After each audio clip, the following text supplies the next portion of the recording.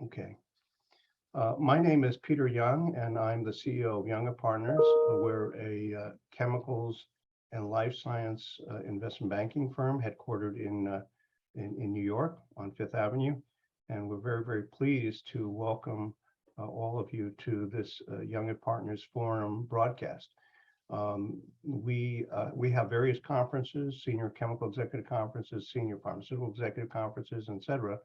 But I'm particularly pleased with this series of Young Partners Forum is because what we are able to do is take a topic that's of particular importance that people are really worried about or care about, and really get a very good speaker to talk about it in a dedicated way.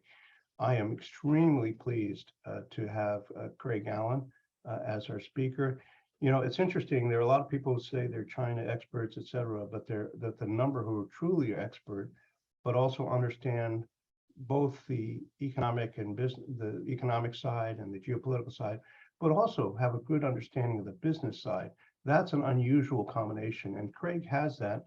And you know, I think in the invitation you saw his background, so you can see why I say that. But also, he's going to briefly at the beginning talk about his career and how he ended up where he is.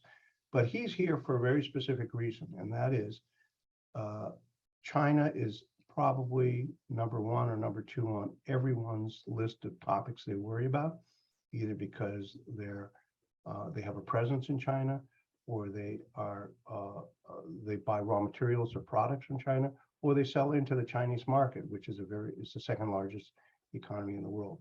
And with all of the geopolitical and economic and other things that are happening and trade things, it becomes particularly challenging to understand what the lay of the land is and make important business decisions.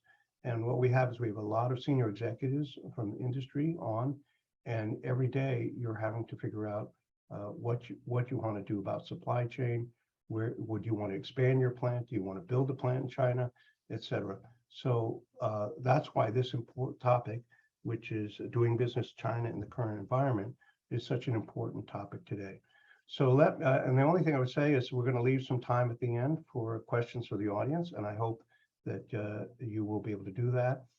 We have two choices. One, you can just type your question in the chat box or Q&A box, or if I want to be adventurous, I might pull you onto the stage.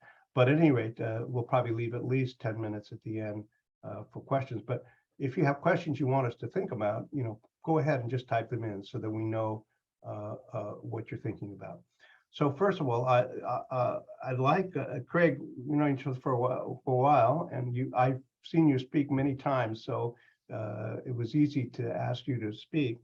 But could you start out by maybe talking a little bit about your career and your involvement in China over the years, and what the U.S.-China Business Council that you're the CEO, what it does, because it has a very important function in what its tasks are.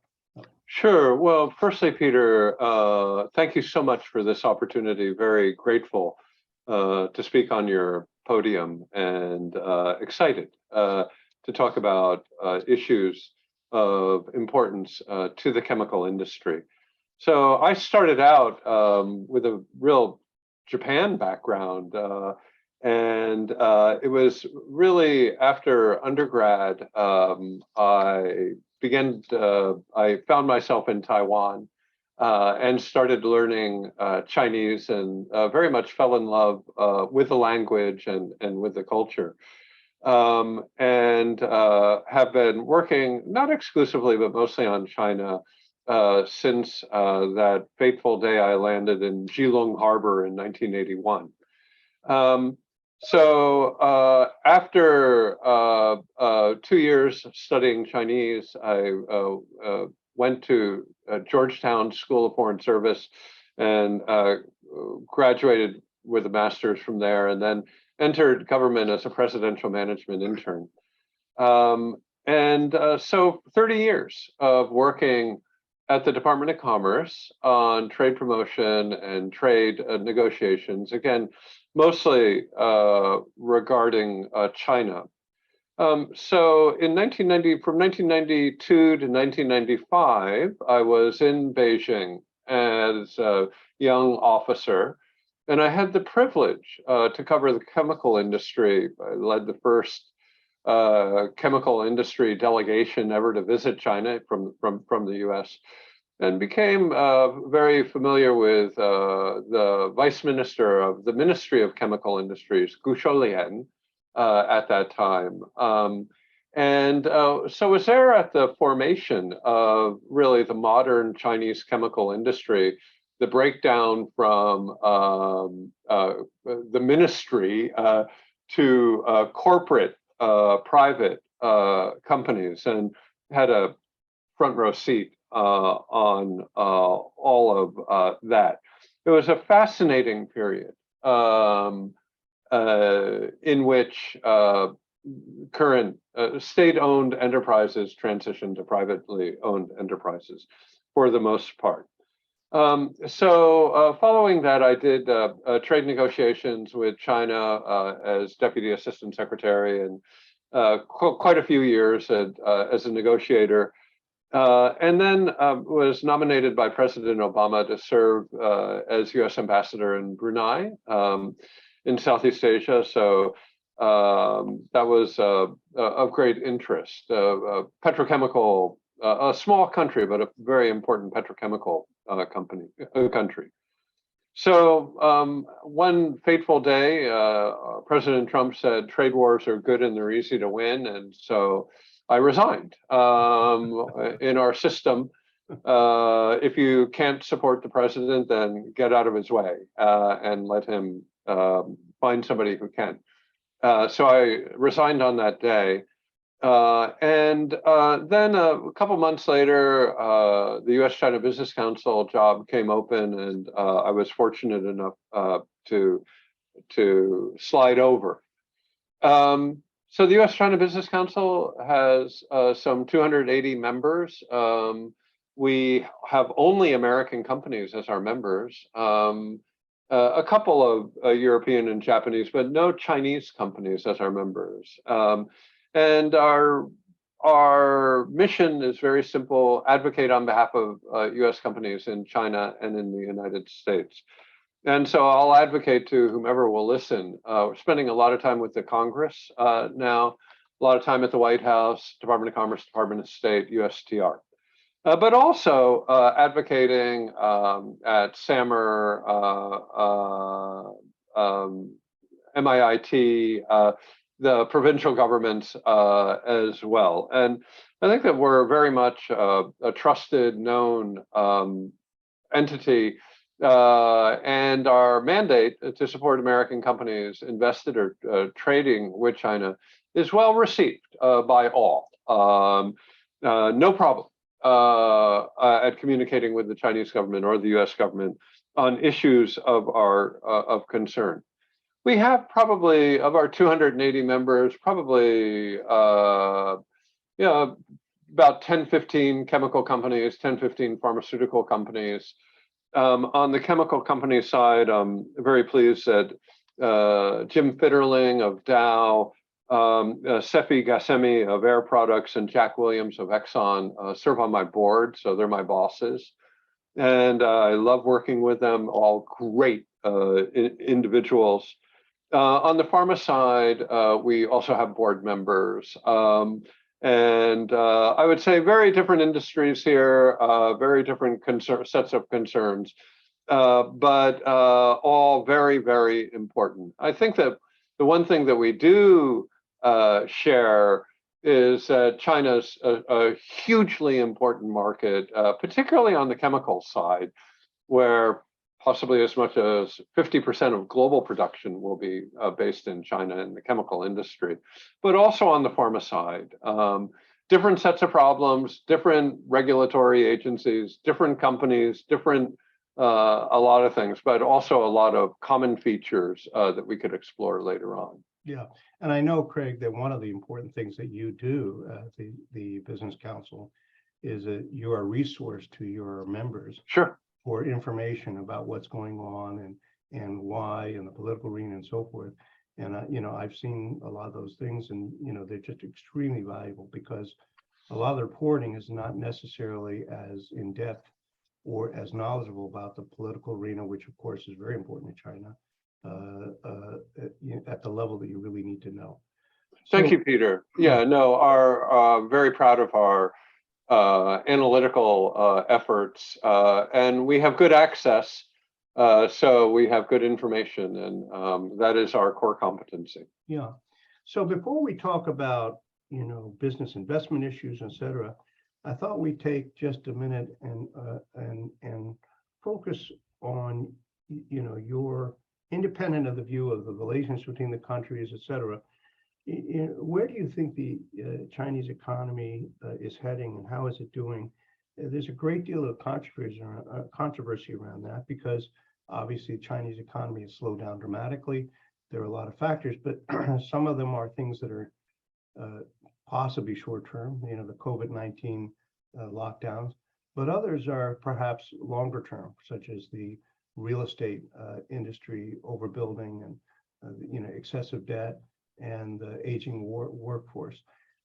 I sponsored a debate about in 2019 with experts, two experts on each side, on the question of, will the Chinese economy overcome the US?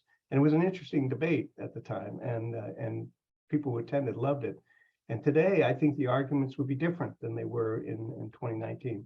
So what's your view on the Chinese economy, how it's doing now, but what you think the outlook will be going forward? So thank you, Peter. What a lovely question, and something we could talk about for several hours. But but I'll be brief. I think that it's useful to divide this into cyclical and then structural issues. Cyclical, we don't need to worry about that much. Structural, we need to be very attentive to, particularly in your industry, which really is a very long-term investments. And I would frame the discussion by saying that China, a little bit, not a little bit, a lot like Korea and Japan before, had a growth model that is reliant on two engines of growth, and that is net exports and fixed capital investment, particularly infrastructure and real estate. And I'll argue that both those engines of growth are sputtering and are not going to carry this airplane into where the pilot and the passengers want to go. Mm-hmm. And on the fixed capital investment side, the Chinese have, like the Japanese and the Koreans before them, put down a superb world-class investment, but the diminishing marginal returns on infrastructure investment in China are really biting. You cannot put in a lot more cement, steel in China and expect that to pay a positive economic return. And to a certain extent, I don't want to get lost here, but to a certain extent, that's why the Chinese have invested so heavily in the Belt and Road Initiative, the BRI. So about $1 trillion of investment in infrastructure outside of China. We don't need to pursue that, but there's a direct causal relation between the diminishing returns on investment in China and the BRI. I would say fixed capital net exports are also very interesting. China, during the COVID period, had a surge in exports, and imports have been severely retarded. And so you have quite a large capital account surplus now. But I think that we have very good reason to believe that that is not structurally, that is not sustainable over time. And that if China can't keep up large net exports position, then that will cause a drag on overall economic growth, right? As even if you move from a larger surplus to a smaller surplus, then that's a drag on economic growth. So the two engines are sputtering here: fixed capital investment and net exports. So from a Chinese government perspective, and I would say also the Communist Party perspective, it would be the same views. The hope and expectation is that the Chinese consumer is going to really pick up, and household spending as a percentage of GDP is going to increase from the current maybe 35 to 38% up to 60% of GDP. And unfortunately, the Chinese consumer has not obliged and has simply actually not only not obliged, but they've tightened their purse strings. Right. And consumer spending during this COVID era has plummeted, and net household savings has skyrocketed, exactly the opposite of what the economic planners in China want and need. And there's a number of reasons for that. And I think that the main one is that the social safety net remains very poor. Yeah. And consumers don't, families don't believe the government when they say that their housing and their medical and their pension and their kids' education will be covered. So the consumer is not playing their role. Plus they've taken a lot of losses in terms of real estate, right? Well, that's where I'm going next. Yeah. So there are huge structural problems in the real estate market. And, you know, relative to New York, New York rents are so cheap, Peter, in New York as a percentage of income, right? In Beijing, Shanghai, Shenzhen, rents are an average of 60, the purchase price of a house is 60 times average income, compared to about 16 to 18% in New York or San Francisco. So more than 4 times larger as a percentage. And that is compounded by the fact that China is overbuilt in terms of real estate. And this has to do with the fixed capital investments that I was talking about before. But also, it's more complicated because housing and local real estate development is the key by which local governments finance their tax base, the local government tax base. Sale of land, right? The sale of land. And now that the sale of land has gone down, it's created a crisis in local government finance all over China.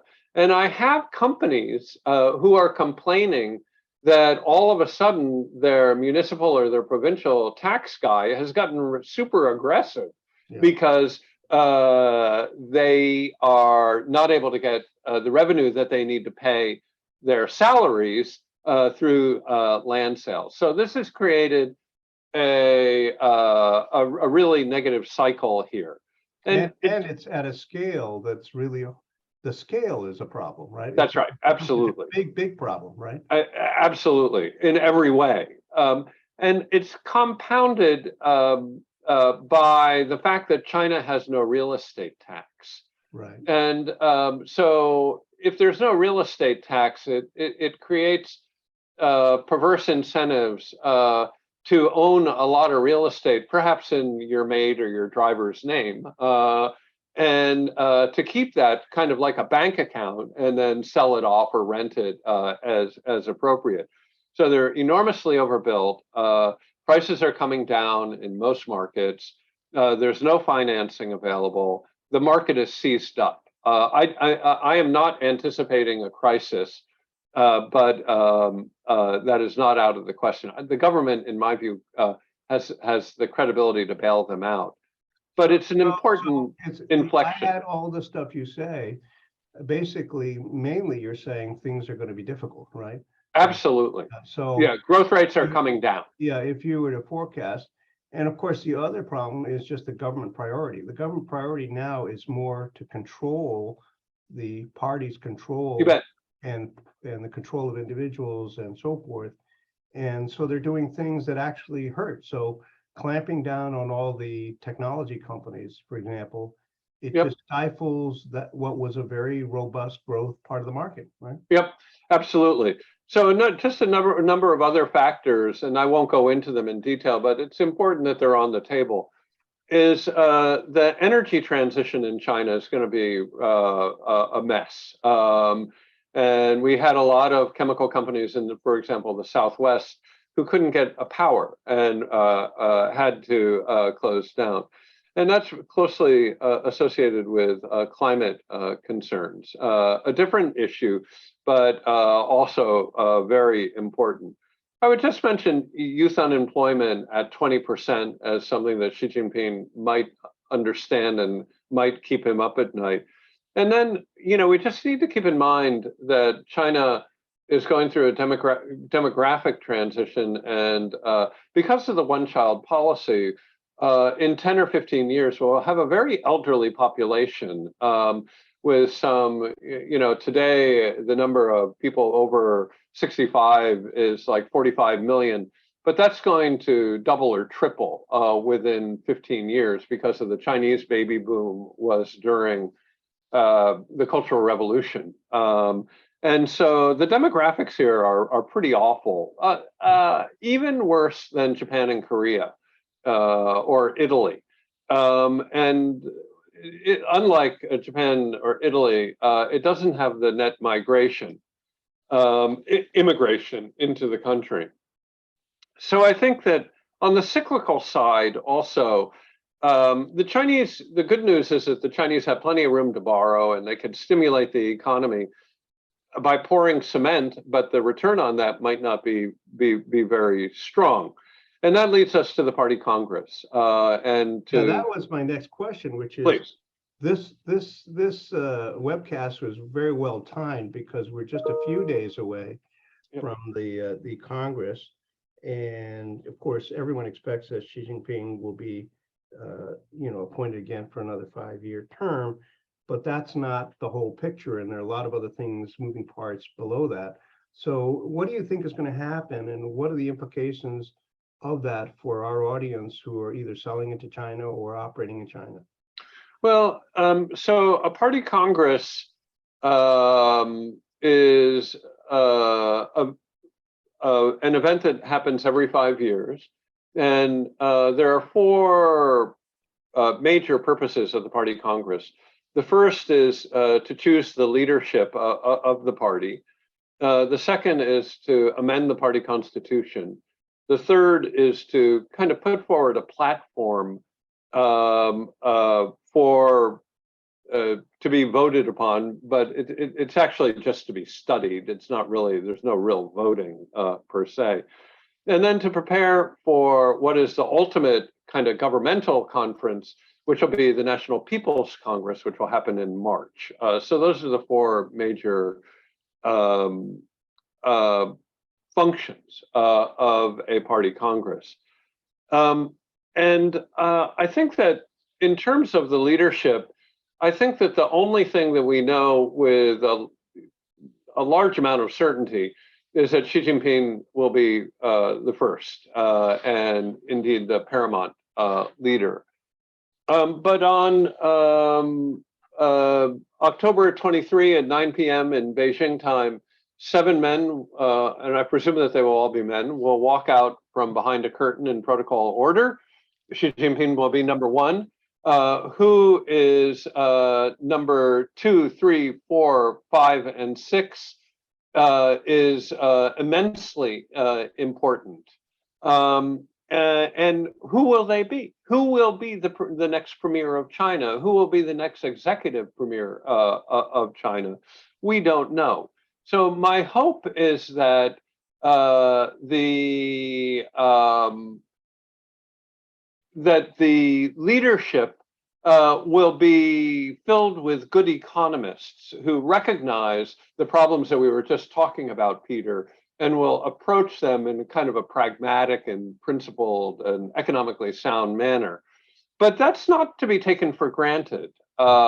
It could be ideologues, or it could be military or national security people who march out from behind that curtain. So I think it's immensely important who that is. In terms of the party constitution and the party platform, on the evening of on the first day of the conference, Xi Jinping will speak for about 3 hours, and he'll give the work report, the party work report. And I think everything in that document, everything that he says, that's the agenda, will be the reporting on the work coming out and setting up the work coming. And be very interested to see what he says about the economic issues, about Taiwan, about South China Sea, US-China relations, Russia, Ukraine. All of that will be covered. Energy transition, climate change, all of it. And so that party platform, they don't have to stick to that, but that is the indicator of where they are today. In terms of the party constitution, it'll be very interesting to see if Xi Jinping remains as a general secretary of the Communist Party. Maybe he will be given other titles. There's some thought that he might be made chairman of the Communist Party, that he might be named the people's leader. We'll see about that. And then finally, they're going to have to name a government, right? And the government is going to be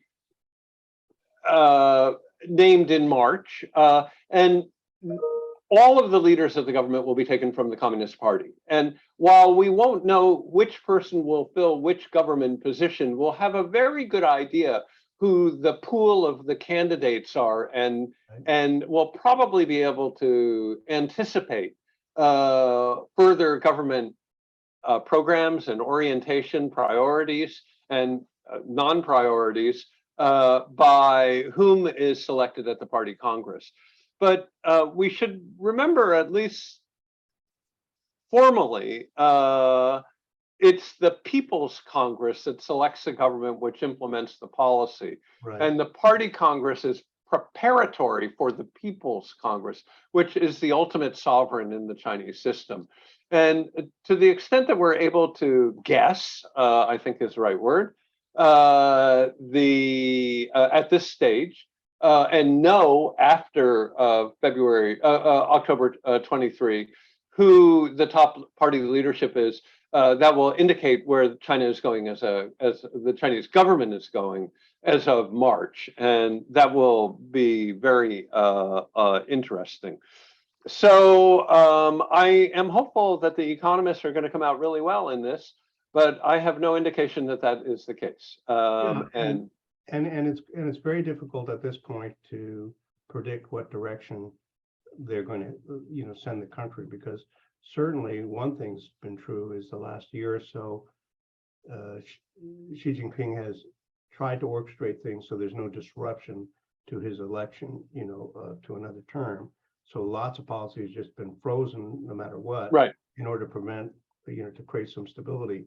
But what happens after that is tough, particularly because there are conflicting priorities, right? Because everything that points towards greater government control and so forth, conflicts with a robust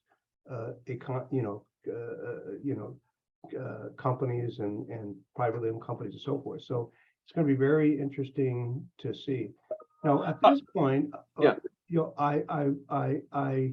you did a survey of your members, and you have graciously offered to share with this audience what the results of that survey are.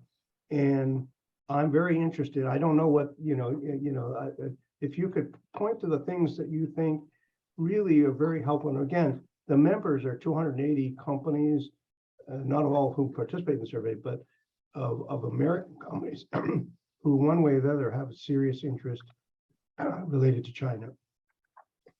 So thank you, Peter. Yeah, we had 117 companies take the survey, but the survey data is excellent, and it really the kind of the punchline here, the summary is that there's been a significant deterioration from previous years, and that deterioration is quite sudden. And we see that in a number of, for a number of different reasons and a number of different ways. So let me go through the reasons first, and then we'll discuss how at the microeconomic level it has changed. The most important and significant reason is China's implementation of its zero COVID policy. That has been highly problematic for American companies. American companies used to believe that China was a reliable, sturdy supplier and partner. But because of COVID shutdowns and disruptions in internal kind of communications and transportation in China, we're questioning those assumptions. That's not the only reason, however. In addition to the COVID, the increase in bilateral tensions between the United States and China has had a dramatic impact, particularly in the tech sector. I would say less so life sciences and chemicals, but our life sciences and chemical CEOs are watching what's happening in semiconductors, computing, AI, and other sectors, and recognize that these tensions are not easily contained. The Russian invasion of the Ukraine has further deeply complicated the situation. So on February 4, Xi Jinping and Vladimir Putin signed an agreement that pledged partnership without limits. And 3 weeks later, Vladimir Putin invades Ukraine. Now, I'm not suggesting that the Chinese knew that that was coming, but the Chinese are, at least rhetorically, very supportive of their Russian friends in this. And that has deepened the level of tension between the United States and China. So how are companies reacting? I think that the biggest reaction is about 2/3 of our companies are taking, 2/3 of the respondents are taking kind of a wait and see attitude about future investments. They're not sure where to go. There's a lot of uncertainty. I think investments that were already previously planned are moving ahead. Investments in industries that are in China for China, and I think most of the chemical industry would and biotech industry would be in China for China, not exporting from China. They're going ahead largely, but particularly those who look at China more as a kind of a cog in a global export network or supply chain. Those marginal investments may be going to other countries. So we see a decline in the will to invest. We also see movement of supply chain, and 18%, nearly 18% of our companies said that they were moving supply chain outside of China to other countries. And a smaller percentage said that they were moving back to the United States, that supply chain back to the United States. But this is unprecedented when over 20% of our members say that they are diversifying their supply chains. And I think that the real challenge, depending upon what the nature of the product is, right? You bet. It's very because, look at Apple. Apple is making almost all of its iPhones in China. They're desperately trying to diversify out, but there are limited options, right? In places like Vietnam and India, there are limited options in terms of the capability of making those products. Also, there is a realization that you can move final assembly to Bangkok or KL or Jakarta or Maquiadora, but a lot of the essential parts are still coming from China. Right. And if you're missing those essential parts, this isn't going to work. And so what we're seeing in many cases is the American buyer and the Chinese original Chinese supplier, which oftentimes had a Hong Kong, Taiwan, or Korean, or sometimes Japanese parent, moving out together to third countries, and so that's a possibility. But companies, particularly in life sciences, are newly sensitized that they must avoid a single point of failure, particularly if that point of failure might be in China. And the whole kind of assumptions have been upended by China's support of Russia, and the increased probability up from very low to just low of a potential conflict between China and Taiwan. If that were to take place, there would be a series of sanctions put into place by the US government and probably the EU and probably Japan. And companies, while that probability is low, companies need to think about that. And what I'm recommending all of our companies do is just firstly, know your dependencies on China. And you might have a lot more than you think. And secondly, to do a table talk exercise that if Russia-like sanctions were imposed on China, how would your company react? What would you do? And that's very difficult for all of our companies. This is not a fun or an easy job to do. But I do think as a level set, it's important. Let's recall that the legislative agenda is not kind to US-China relations. And that even as we speak, in the House and in the Senate, a Taiwan Policy Act is being considered. And that Taiwan Policy Act will make a lot of people in Beijing very upset. Yeah. And so this relationship is stable, unstable and deteriorating. It is not unstable and getting better. And we need to keep that in mind as pragmatic business people, and we need to be able to manage that. And it's for these reasons that there's been a significant deterioration from baseline of 2021 in 2022. I regret to say that, but the numbers are very clear. The survey is on our website, freely available to anyone.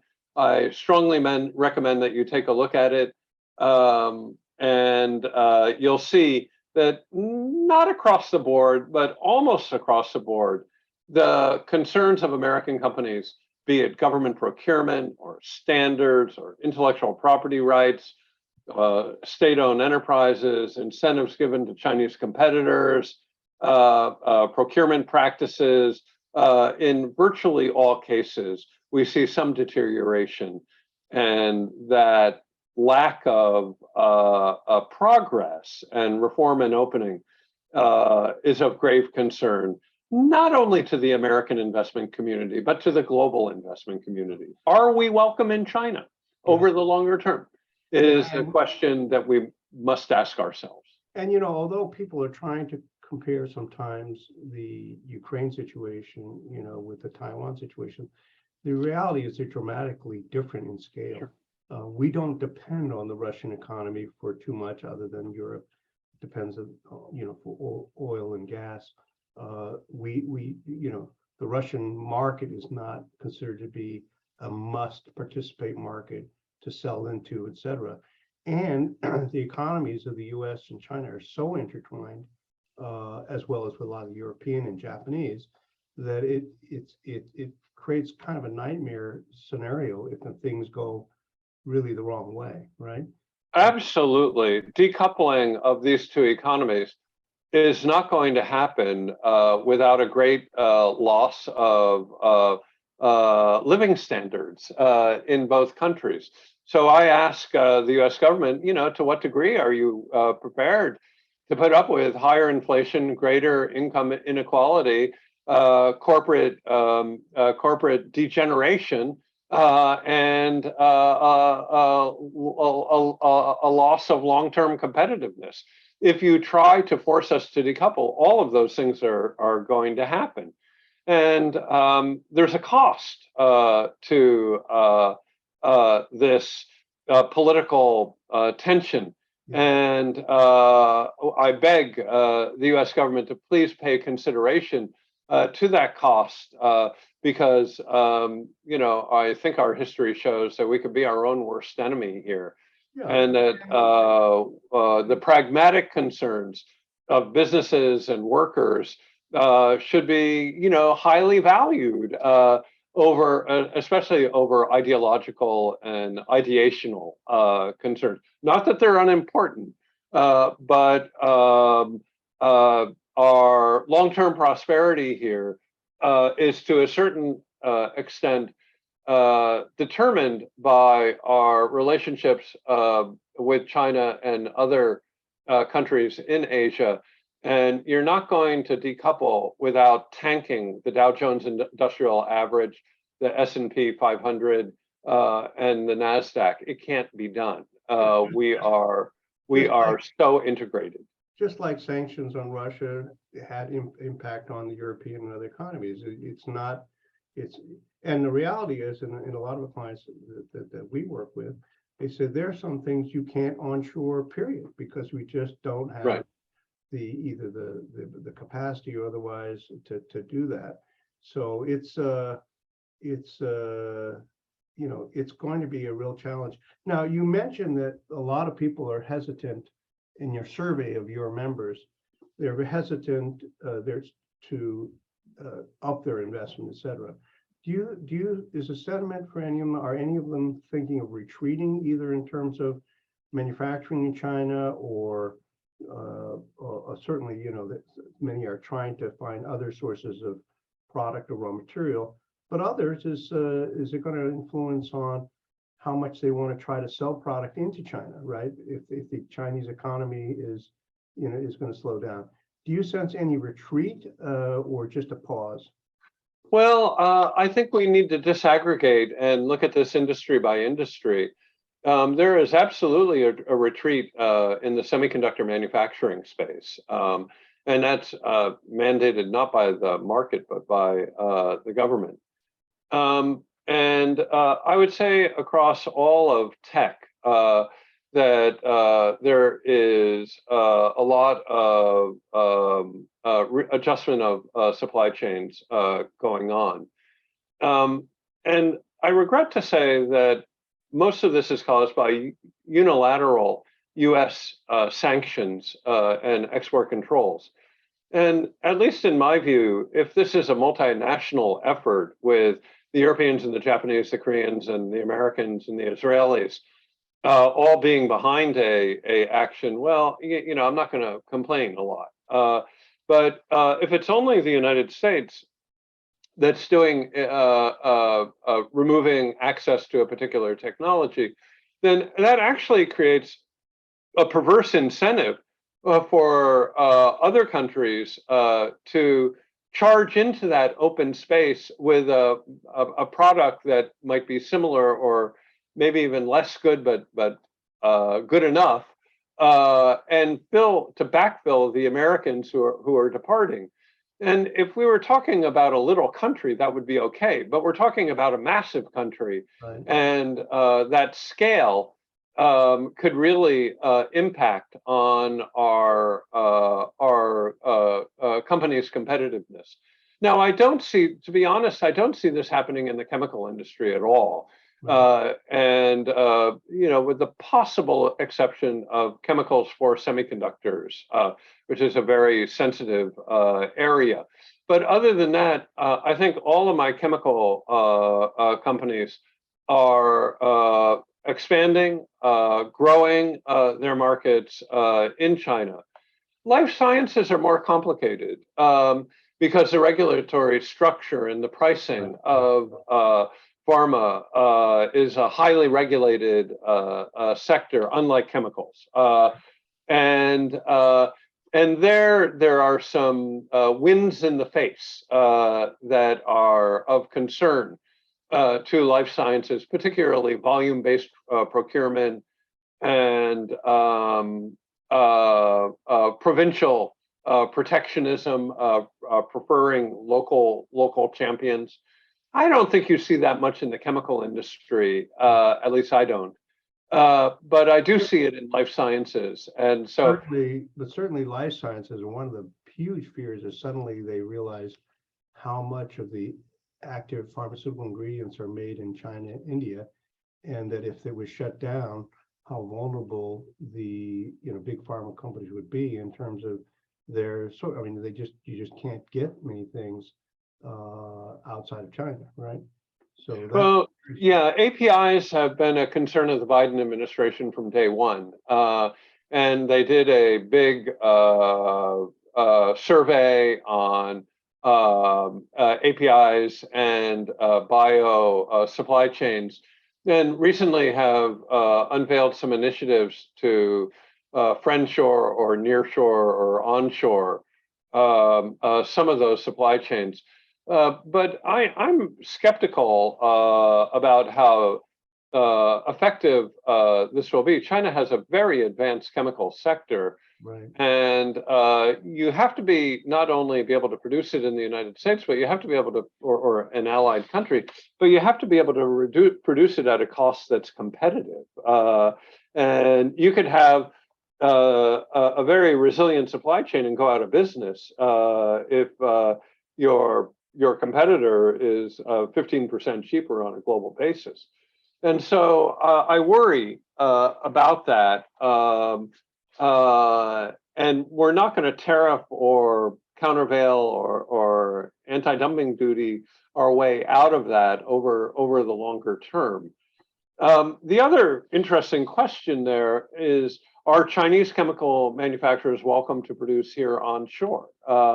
And I think that is that's an issue that is pretty sensitive, and one to which I don't really have a very clear answer. Yeah, well, certainly there have been a lot of restrictions related to Chinese biotech and pharma companies operating or investing in U.S. or investing in U.S. companies. Yeah, just 2 weeks ago, on September, September 15, yeah. There was some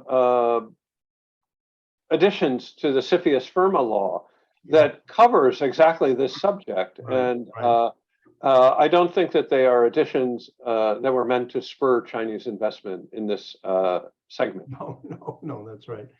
Now we have some questions, and we can turn back to some other things, but there are a couple.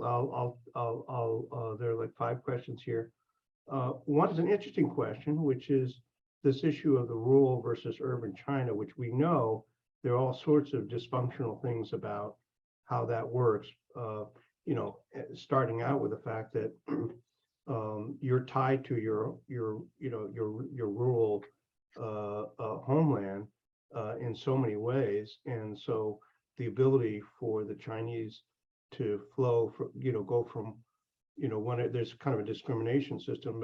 But what do you think in terms of this rural versus urban?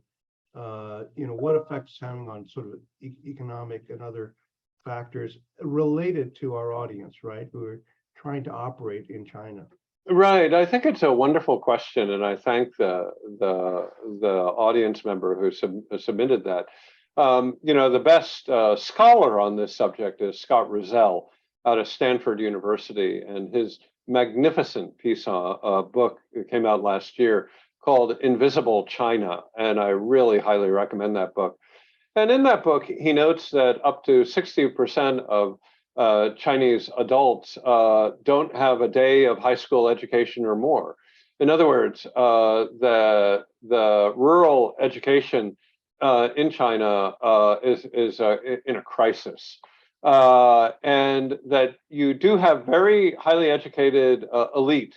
But when you get down beyond that, finding mechanics, engineers, middle management becomes really, really, really, really hard in China. And I think that that is important to keep in mind. Rural China also used to be, so cities are trying to move out their chemical factories out of what used to be farmland and is now enveloped in city into more rural locations. And we see this particularly among chemical facilities along the Yangtze River. There's a so-called 1 mile rule, or that you have to be 1 mile away from the Yangtze, and a lot of chemical facilities are right on the Yangtze, and that's creating a huge amount of concern.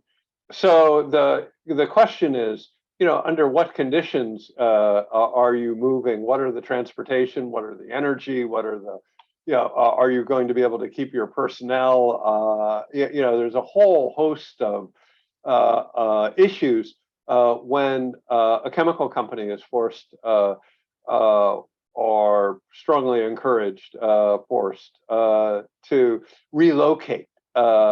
And we're seeing a lot of companies that are facing that situation. So it's not necessarily good for them and may have some negative consequences from an economic point of view, I guess. Yeah, very much so.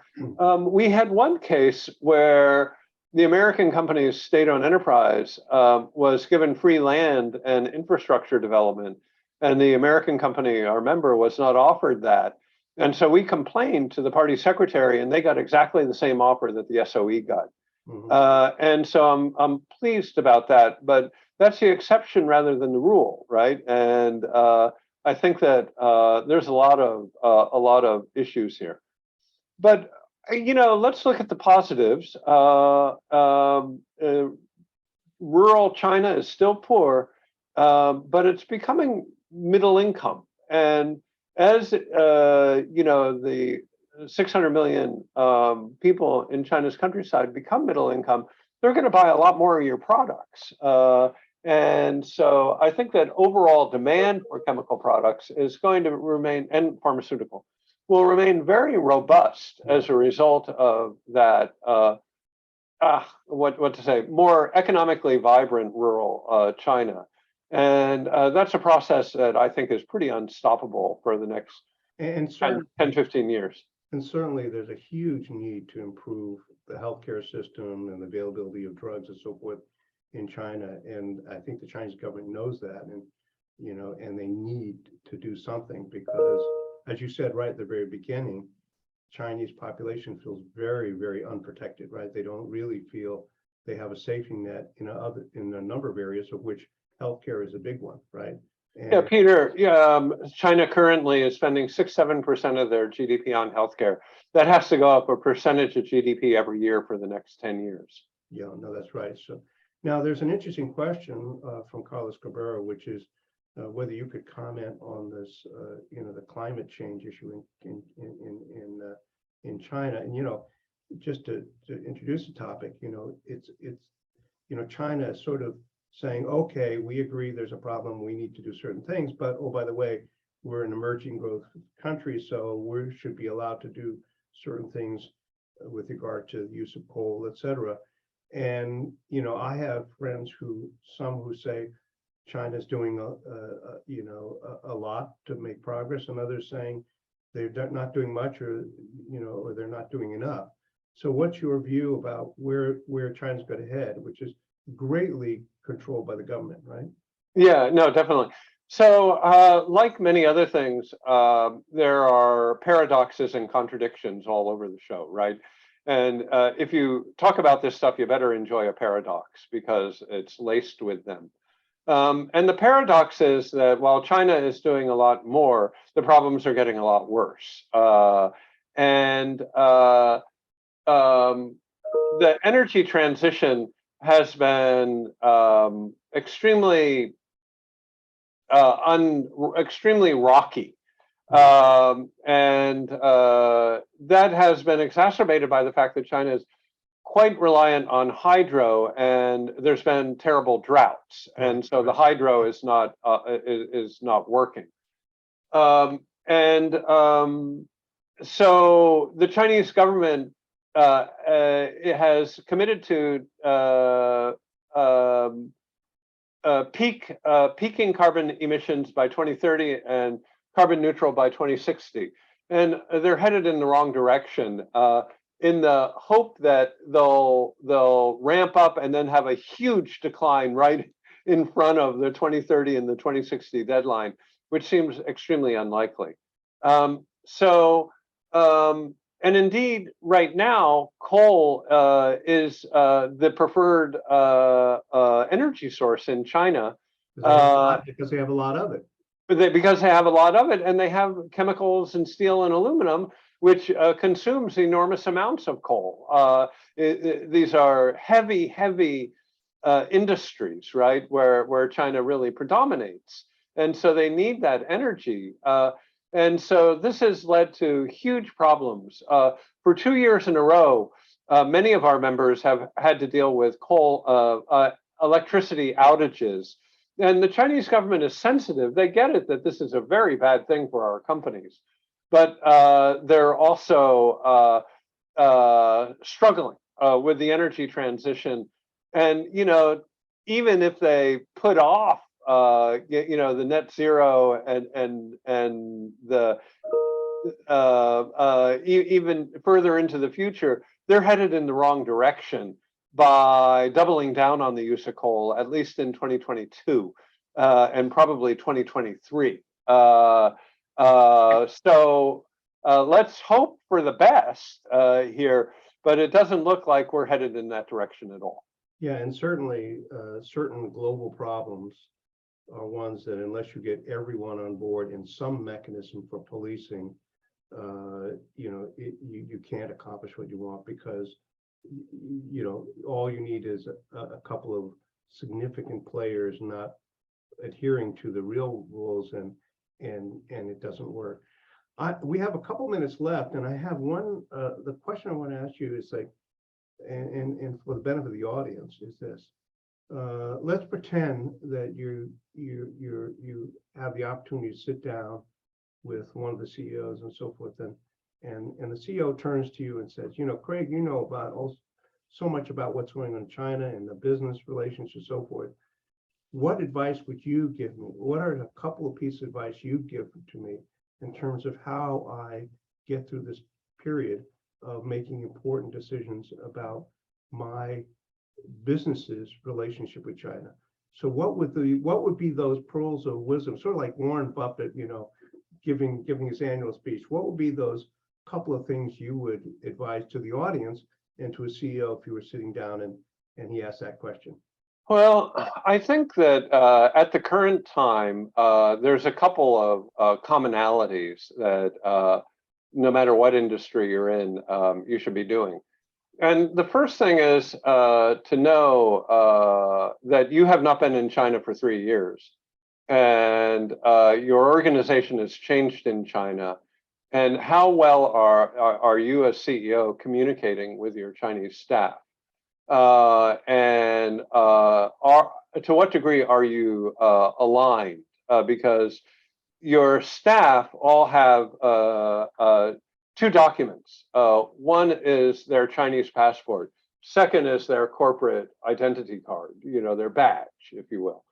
And what you as a CEO need to do is ensure that there's as little tension between those 2 documents in the minds of your associates in China as possible. And that's hard. That is not easy, but it requires communication. So I think a best practice that I'm aware of, anyway, is some of my CEOs are talking to their direct reports in China once a week, and I think that that's super important. They need to hear from the CEO.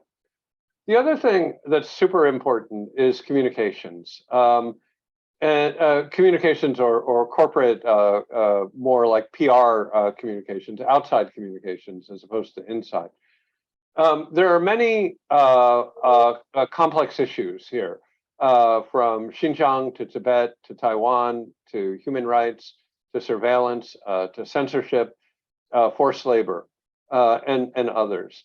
And you, as a corporation, need to have a very, very disciplined corporate strategy here, up and down the company, because you can't say one thing in China and something else elsewhere. So, Madam CEO, what is your corporate views on Xinjiang? And you better be able to articulate that and articulate it in a manner that doesn't violate your fiduciary duty to your shareholders by offending either the Chinese population or the American population. That's very difficult to do, but very important. My third piece of advice would be the government affairs function is becoming more important. And I'm sorry, that's not good. Nobody wants to hear that. But your compliance costs and your government affairs costs are going up, period, full stop, end of story. And you need to plan for that, and you need to manage that well. And that's true in China, particularly at the provincial level and at the local level. This must be managed, and it's the CEO's job to do that. And then fourthly, set out a long-term goals that your Chinese employees and the Chinese government and the US government can all embrace, that all stakeholders can embrace. This is very difficult. But let's remember, you do have wind in your face and wind at your back. You have both. But the wind at your back is China's integration in Asia. That's very important for you as a CEO. And how are you going to, through your Chinese facilities or your facilities elsewhere in Asia, in RCEP community, going to be able to take advantage of that? So this is really hard. None of it's easy. It's all very risky. As one of my CEOs said, China used to be my biggest asset, and I'm concerned it will become my biggest risk.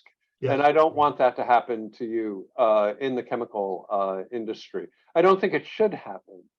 This is not national security sensitive. Yeah. But bad things can happen to good people. I just hope it doesn't happen to anybody on this in this audience. Yeah, and I know when I'm asked a question, I make two comments. One is, don't believe just what the press says and sure. What you read in the papers. There's a lot more going on, and so make sure you have really good information about what's happening in China and why, so that you're properly informed.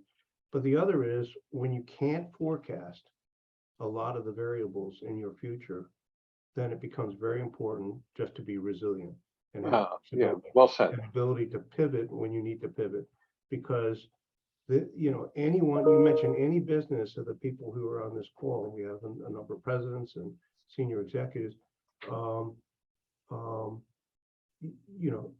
There's not enough that's known. You can't say, well, there are only two scenarios and I'll plan around them.